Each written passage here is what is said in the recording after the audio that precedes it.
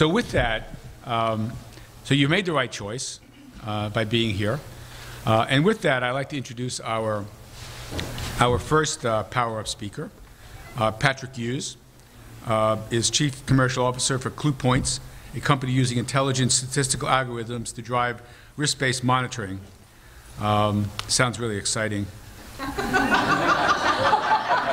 Thanks, I just hope that's not your presentation, because if it is, half the audience is going to leave.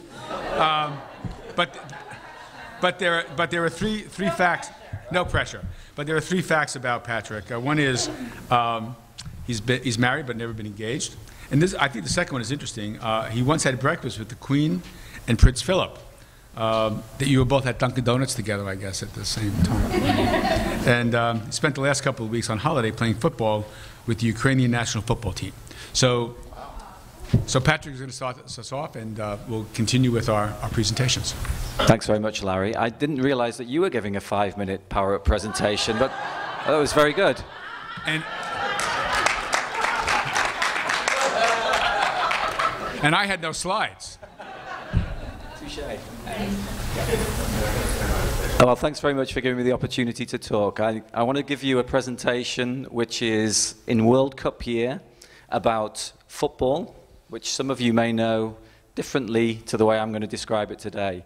So the title of the presentation, Why 95% of the world's population don't play football using their hands. So I'm going to give you a whistle-stop tour through the World Cup. So everybody coming out of this room today should be World Cup aficionados in the next 5 minutes. So this tournament was originally contested in 1930 in Uruguay. And you can see that the trophy here is different than the one that's being contested for today. This is the Jules Rimet trophy. And unfortunately, when England won it in 1966, they promptly lost it. And the trophy was found by this little dog here called Pickles. And eventually, the Jules Rimet trophy was won 3 times by Brazil. And they retained the trophy as a consequence of winning it 3 times, but they lost it as well in 1983 and have never found it again. So the tournament has been hosted by 16 different countries. And over those 16 different countries, there's been 20 tournaments, including the tournament this year in Brazil.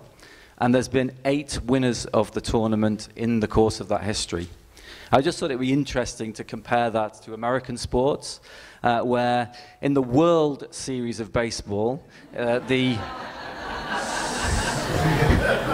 World Series of Baseball has been contested 109 times. 107 times in the United States and twice in Canada.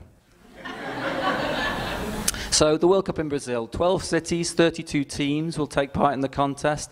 And as I say, Brazil have not just won it 3 times, they've won it 5 times actually, and are the team that's won the tournament the most out of all the contesting teams.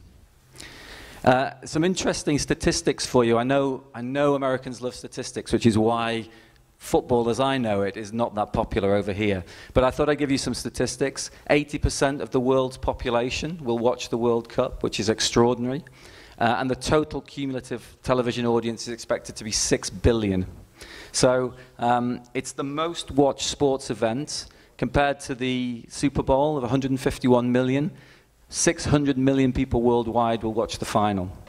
And I thought it was interesting to note that actually in this area that we're happily being involved in DIA, the biggest watchers of the World Cup are in San Diego.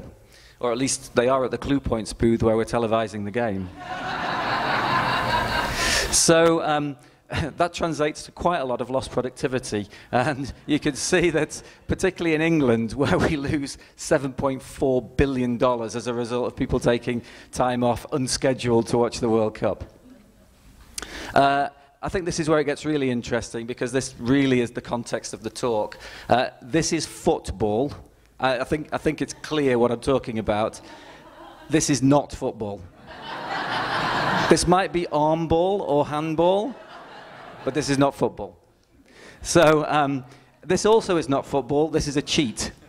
I'm not sure if there's any Argentinians in here, but England were robbed in one of the World Cups by Diego Maradona scoring a headed goal, or as he likes to call it, the hand of God. just in case there's anybody who doesn't know that that is his hand. The referee clearly did not. This is a guy who's allowed to use his hands, but extraordinarily doesn't. This is René Higuita, who plays for Colombia, or used to play for Colombia, and this is how he chooses to save the goal, which is extraordinary, seeing as he can use his hand. This is the format for a typical soccer game, or football, as I would like to call it. 11 players, 5 substitutes.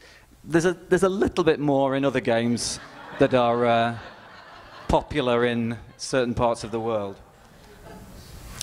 And just thought I'd give you a kind of laws of the game overview. This is foul play, as you can see. It's quite a tough sport. You don't have to wear shoulder pads. And this is also foul play. Not something you really want to be on the receiving end of. Vinnie Jones, who's now a film star, would you believe? And I'm not absolutely sure what constitutes a foul in American football, but apparently these guys do.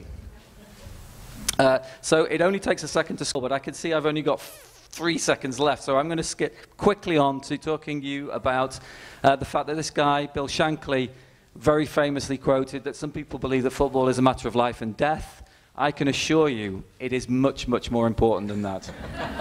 And just to prove the point, peace broke out during World War I with England and German on opposing teams, let's say, contesting a football match in no man's land over the Christmas period to bring the entire world together for one time only, and then killed each other the next day. So with that, I'd like to say thank you very much for attending the presentation. Do not forget to tweet at CluePoints if you liked it. Don't tell anybody if you don't.